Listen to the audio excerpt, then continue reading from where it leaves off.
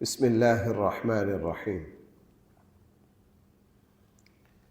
الحمد للہ رب العالمین والصلاة والسلام على سید المرسلین وعلى آلہ واصحابہ اجمعین اما بعد فاعوذ باللہ من الشیطان الرجیم بسم اللہ الرحمن الرحیم ان الذين كفروا بالذكر لما جاءهم وانه لكتاب عزيز لا يأتيه الباطل من بين يديه ولا من خلفه تنزيل من حكيم حميد ما يقال لك إلا ما قد قيل للرسل من قبلك إن ربك لذو مغفرة وذو عقاب أليم صدق الله مولانا العظيم۔ اللہ تعالیٰ کے آیات کی، حق کی، سچائی کے انکار کی دو شکلیں، ایک ہے تخریب کارانہ جس کا کل تذکرہ آیا تھا۔ قرآن نے فرمایا تھا یلحدون فی آیاتنا، کہ اللہ تعالیٰ کی آیات میں ٹیڑھی راہ اختیار کرنا، یہ واردات کرنا کہ اپنا نام اسلام مسلمان والا رکھنا، یہ ظاہر کرنا کہ ہم سے بڑا اسلام کو ماننے والا کوئی نہیں، اور اندر سے اللہ تعالیٰ کی تمام احکامات و آیات اور اسلام کی تمام بنیادوں کو گرا دینا۔ اس کی بدترین شکل ہمارے خطے میں قادیانیت ہے۔ بھائی اس کی بدترین شکل کون ہے؟ آپ حضرات نے کبھی قادیانی خواتین کا برقع دیکھا ہے؟ ہمارے یہاں ہماری خواتین تو برقع کو اب ہاتھ لگانا بھی چھوڑ گئی ہیں۔ قادیانی خواتین اعلیٰ معیار کا برقع پہنیں گی۔ قادیانی مبلغ جو ہے وہ اس کا حلیہ دیکھیے، جنا کیپ اور فلاں اور فلاں۔ مرزا ناصر جس وقت نیشنل اسمبلی میں ہمارے یہاں بحث ہو رہی تھی قادیانیت پر، تو اس کا قد کاٹ، اس کا سفید لباس، اس کی اسمبلی میں سب سے اونچی پگڑی، بڑا عصا، اور پورا۔ پہلے دن جب وہ آیا تو ارکان اسمبلی نے، جو علماء، مولانا مفتی محمود وغیرہ، تمام جو بڑے حضرات، تمام مکاتب فکر کے جو اسمبلی میں تھے، ان کو گھیر لیا۔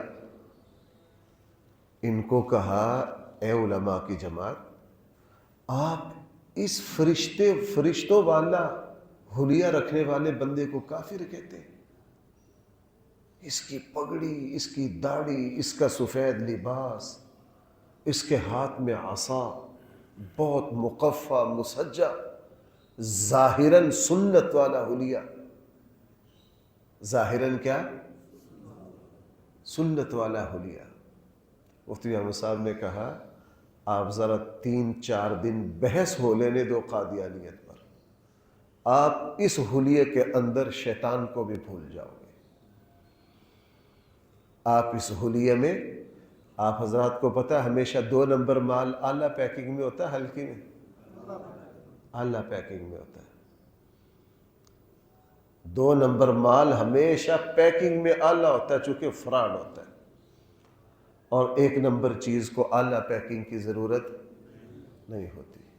آپ تھوڑا سا پیچھے جائیے، جس وقت نور الدین زنگی کے زمانہ میں آقا کریم صلی اللہ علیہ وسلم کے روضہ اطہر کے خلاف ایک بدترین خباثت اور سازش کی، اور توبہ نعوذ باللہ من ذالک، اور ایسی خوفناک سازش کہ مسجد نبوی میں مدینہ میں آج بھی وہ جگہ بندہ میں تو وہاں سے جب گزرتا ہوں تو مجھے تو بڑا اس کا باب السلام میں سلام کے لیے داخل ہوتے ہوئے پشت کے اوپر جو واش روم آتے، یہ واش روم اسی سرنگ والی جگہ پر ہے، اور یہاں سے سرنگ کھودنا شروع کی روزہ تک، اور بادشاہ وقت کو اللہ کے نبی نے خواب میں کہا کہ ذرا دیکھو کیا ہو رہا ہے۔ پہلے دن وہ سمجھا کہ خواب ہے، دوسرے دن اللہ کے نبی نے پھر فرمایا، پھر سوچ رہا تھا کیا کروں، تیسرے دن اللہ کے نبی نے خواب میں ڈانٹا۔ بہرحال وہ پھر اٹھے، تیز ترین سواریاں پکڑی، پھر اس نے کہا اب جب تک مدینہ پہنچ نہ جاؤں سوؤں گا نہیں۔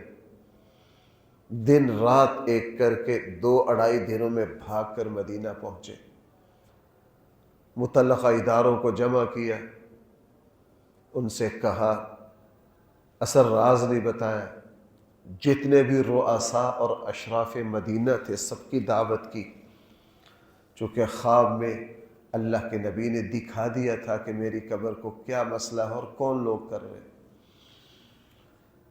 اور ڈیوٹی لگائی متعلقہ انٹیلیجنس ادارے کی کہ مدینہ کے پرانے لوگوں میں سے، اصل لوگوں میں سے کوئی بھی ایسا نہ ہو جو کھانے پر نہ آئے۔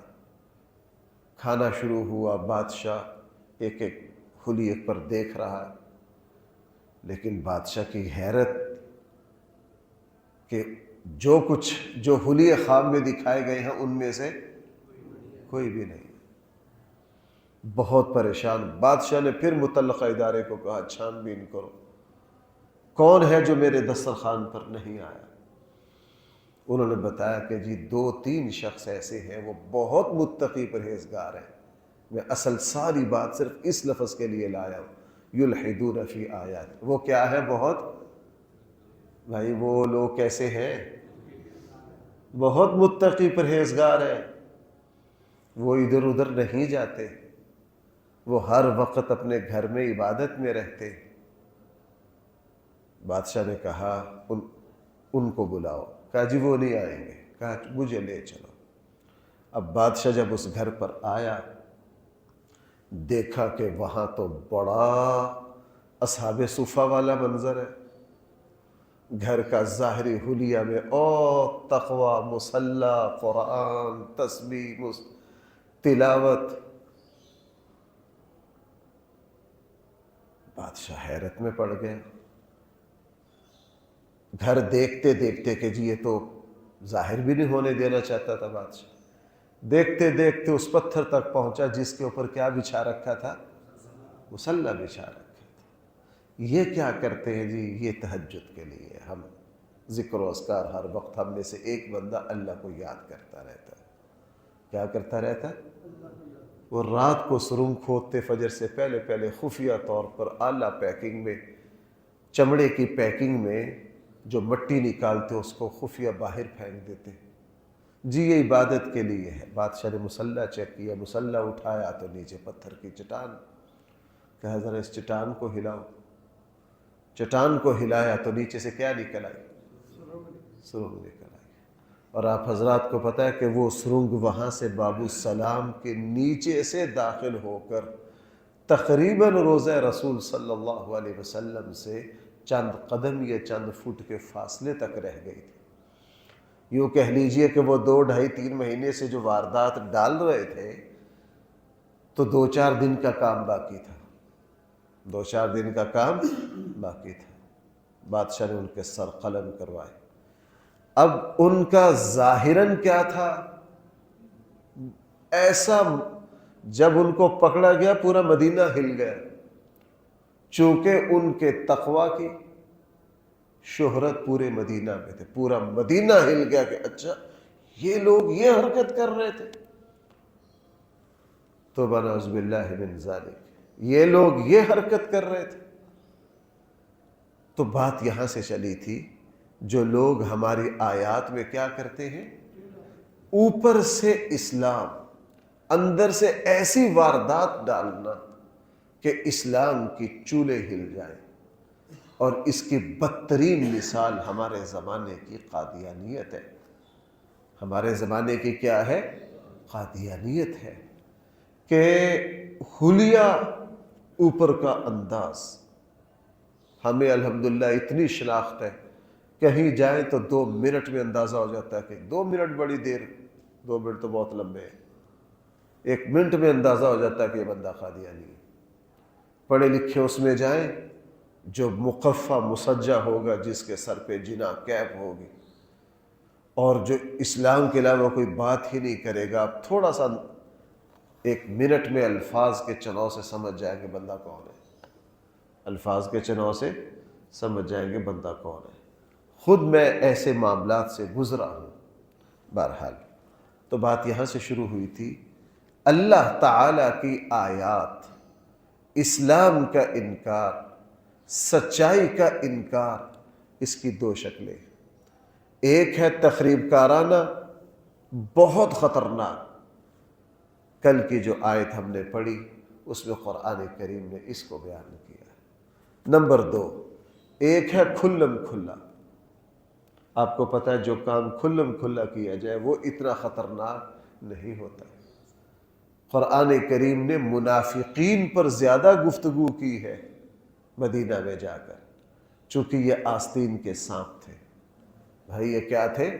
آستین کے سانپ تھے، اور جب بھی نازک موقع آتا تھا فوراً ڈنگ مارتے تھے۔ غزوہ احد، مکہ والے پوری قوت کے ساتھ بدر کا بدلہ لینے آئے ہیں اور مدینہ پر چڑھ آئے ہیں۔ رسول اللہ صلی اللہ علیہ وسلم کے ساتھ نکلے، انکار نہیں کیا نکلنے سے، نکلے۔ جب میدان احد پہنچے، پھر عبداللہ ابن ابی نے اپنی ٹیم کو اشارہ کیا تو صفے بنتے وقت 300 بندہ، یعنی جس وقت بالکل وہ نازک مرحلہ آیا کہ جہاں ایک بندے کے ہلنے سے بھی دوسروں کے جذبات جو ہیں وہ ٹوٹ سکتے ہیں، بددل ہو سکتے ہیں، تو عبداللہ ابن ابی اپنے 300 فراڈیوں کو لے کر الگ ہو گیا۔ اس لیے بھائی قرآن کریم نے آج کی آیت میں کیا فرمایا؟ فرمایا ان الذین کفروا بالذکر، جو لوگ انکار کرتے ہیں کس کا؟ قرآن کریم کا بھائی ایک نام الذکر بھی ہے۔ القرآن تو زیادہ مشہور ہو گیا نا، قرآن کریم کا نام جس طرح القرآن ہے اسی طرح الفرقان بھی ہے، اسی طرح التنزیل بھی ہے، اور اسی طرح الذکر بھی ہے۔ اور یہ بہت ہی دل کو سکون دینے والا۔ ذکر کا معنی کیا ہے؟ نصیحت، خیر خواہی۔ بھائی ذکر کا معنی کیا ہے؟ اس کے جتنے بھی معنی لے لیجئے، یاد دہانی، نصیحت، خیر خواہی، سارے معنی ہی اعلیٰ ہیں۔ اب معنی اگر میں اس کا، وہ لوگ جو انکار کرتے ہیں خیر خواہی کا، نصیحت کا، وہ لوگ جو انکار کرتے ہیں ہمدردی کا۔ بھائی جو لوگ انکار کرتے ہیں کس کا؟ ہمدردی کا۔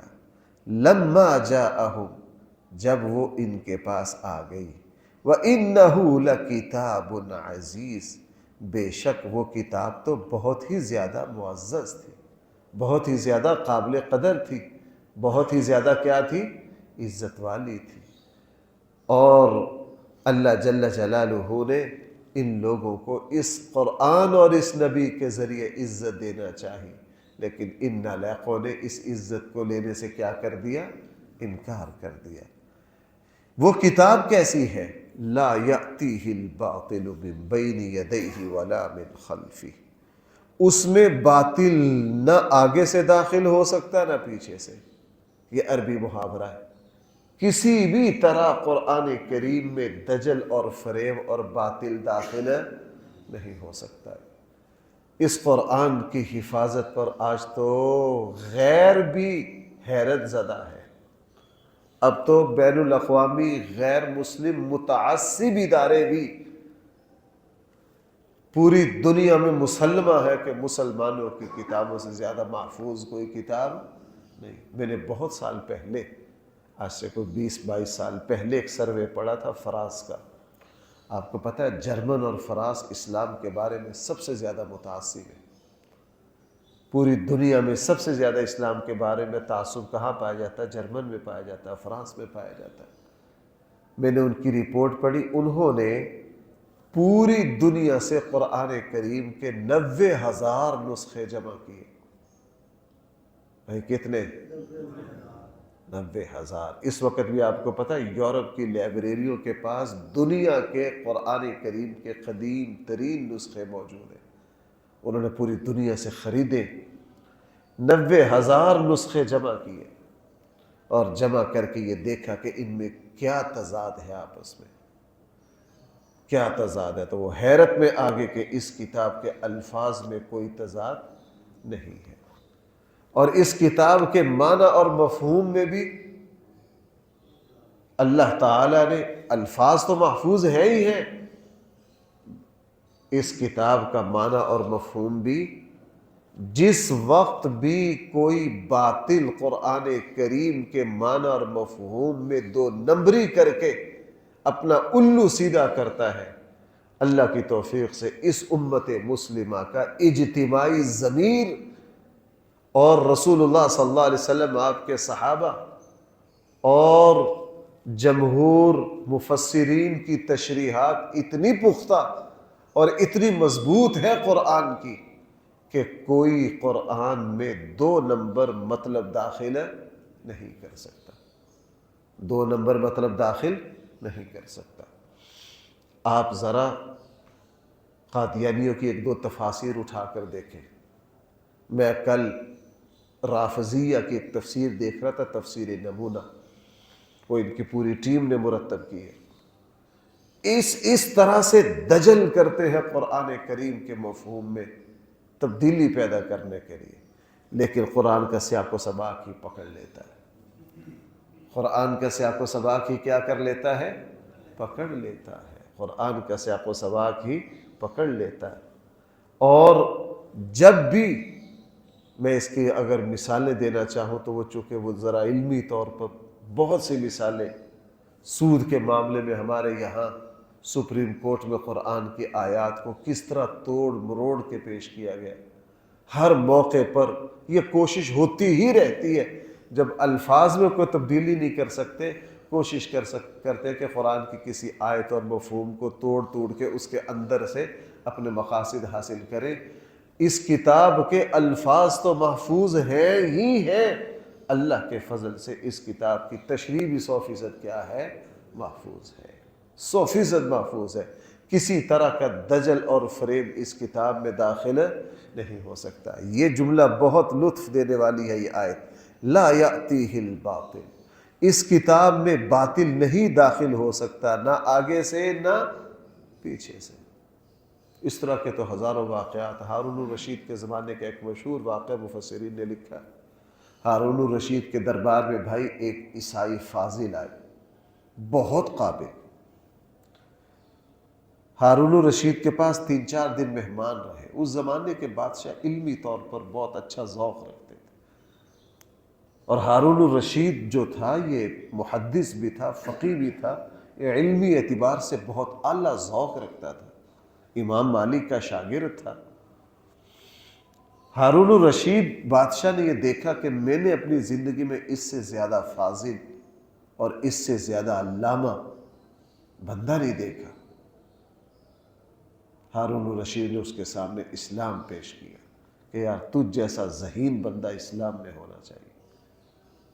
تو اس عیسائی عالم نے اسلام قبول کرنے سے انکار کر دیا. اور آپ کو پتہ ہے اسلام میں زبردستی لا اکراہ، بادشاہ نے کہا میں زبردستی تو نہیں کر سکتا. بہرحال وہ چلا گیا، لیکن بادشاہ کے دل و دماغ پر اثر بڑا ڈالا کہ یار اتنا ذہین، ایسا فاضل بندہ. عرصہ گزر گیا. اتفاق سے ایک دن بادشاہ کے یہاں علمی مجلس جمی ہوئی تھی، اور بادشاہ جو تھا وہ دوسرے مکاتب، جو دوسرے جو مذاہب تھے ان کے لوگوں کو بھی بلاتے. تو اتفاق سے ایک دن اس ایک علمی مجلس تھی تو دیکھا ایک شخص پگڑی باندھ کر مسلمانوں اسلام کے اس زمانے کے علماء کا جو حلیہ تھا اس میں آ کے مجلس میں شریک ہوا۔ جب گفتگو شروع ہوئی بادشاہ نے غور سے دیکھا تو بادشاہ حیرت میں آ گیا کہ یہ تو وہی بندہ جو آج سے 2-4 سال پہلے عیسائی مذہب کا نمائندہ بن کے میرے پاس آیا تھا۔ لیکن بادشاہ کو تشویش ہوئی کہ آج حلیہ کون سا ہے۔ جب مجلس ختم ہوئی بادشاہ نے طلب کر لیا۔ بادشاہ نے کہا تم وہی نہیں ہے جو 3-4 سال پہلے میرے یہاں مہمان ٹھہرے تھے؟ میں نے جی میں وہی ہوں۔ اس وقت تو آپ عیسائیت کے نمائندہ تھے، آج یہ کیا حلیہ ہے؟ کہا جی میں نے اسلام قبول کیا۔ کیا کہا میں نے؟ بادشاہ بہت خوش ہوا کہ میری تو پہلے سے تمنا تھی۔ بادشاہ نے حیرت میں کہا کہ اسلام کی کس چیز نے متاثر کیا؟ اس نے کہا میں نے پرکھنا چاہا کہ آیا عیسائیت سچ ہے، یہودیت سچ ہے، یا دوسرے دین سچ ہے، یا اسلام سچ ہے، تو میں نے اس کا ایک طریقہ اپنایا۔ میں نے اس آپ کو پتہ ہے وہ زمانہ پریس کا نہیں تھا، وہ زمانہ پریس کا نہیں تھا، یہ نہیں تھا کہ ہر جگہ کتاب کتب خانے یوں فراوانی نہیں تھی اس زمانے میں۔ میں نے کیا کیا، میں نے انجیل کے 8-10 نسخے تیار کروائے جن میں الگ الگ طرح سے تحریفیں کی، اور میں نے عیسائی علماء کو پیش کیا، سب نے خوشی خوشی قبول کر لیا۔ سب نے خوشی خوشی کیا کر لیا؟ قبول کر لیا۔ اور انجیل کا کوئی نسخہ آپس میں نہیں ملتا۔ ہمارے ڈسکہ میں مولانا عبداللطیف مسعود صاحب، اللہ تعالیٰ ان کی قبر کو منور کرے، ان کو انجیل کے نسخے یاد ہوتے تھے، وہ 1 صدی کے سنانا شروع کرتے تھے۔ 1 صدی کے شروع میں یہ نسخہ چھپا، اس میں یہ بات اس طرح ہے، اس کے 8 سال بعد انجیل اردو میں چھپی، اس میں یہ ہے، پوری گنوا دیتے تھے، ان کو زبانی یاد تھی یہ تبدیلیاں ساری۔ میں نے تورات کے بھی مختلف، اس میں بھی تحریفیں کر کے یہودی علماء کو پیش کیا، انہوں نے بھی اس کو کیا کر لیا؟ قبول کر لیا، اور مزے سے اس کو ہضم بھی کر کے کہنے لگے میں نے اسلام میں قرآن کریم میں تحریف کر کے میں نے کچھ علماء کو اس کے نسخے دیے کہ دیکھتے یہ کیا کرتے ہیں۔ کسی ایک نے بھی اس کو ہضم نہیں کیا، کسی نے تیسرے دن، چوتھے دن، 8-10 دن میں سب نے مجھے طلب کر لیا کہ یہ تو ہمیں کیا دے کر گیا، یہ تو نے کیا کیا، یہ کدھر سے لے کر آئے ہو، یہ غلط ہے، یہ تحریف ہے ہماری کتاب میں۔ تو میں حیران رہ گیا کہ اس کتاب کے الفاظ میں تحریف ممکن نہیں، اور حق ہمیشہ ایک جیسا رہتا ہے۔ حق ہمیشہ موسموں کو دیکھ کر اپنا حلیہ تبدیل نہیں کرتا۔ حق جو ہے وہ منافق ہوتا ہے کہ جو حالات کو دیکھ کر اپنا رخ دھارتا ہے۔ حق جو ہوتا ہے اس کی شان بان ہمیشہ ایک جیسی ہی رہتی ہے۔ اس لیے قرآن نے فرمایا لا یأتیہ الباطل، اس قرآن میں باطل داخل نہیں ہو سکتا، من بین یدیہ، نہ آگے سے نہ پیچھے سے، تنزیل من حکیم حمید۔ لوگو یہ قرآن اس ذات کی طرف سے اتارا گیا ہے جو حکیم بھی ہے، اس کو پتہ ہے تمہیں کون سا حکم دینا ہے اور کون سا حکم نہیں دینا، حمید، اور وہ ساری تعریفوں کا حقدار بھی وہی ہے۔ اللہ تعالیٰ مجھے اور آپ کو صحیح سمجھ عطا فرمائے۔ الحمدللہ رب العالمین، والصلاة والسلام على سید المرسلین وعلى آلہ واصحابہ اجمعین۔ ربنا آتنا في الدنيا حسنة وفي الآخرة حسنة وقنا عذاب النار۔ ربنا ظلمنا أنفسنا وإن لم تغفر لنا وترحمنا لنكونن من الخاسرين۔ صلى الله تعالى على خير خلقه سيدنا ومولانا محمد وآله وأصحابه أجمعين برحمتك يا أرحم الراحمين۔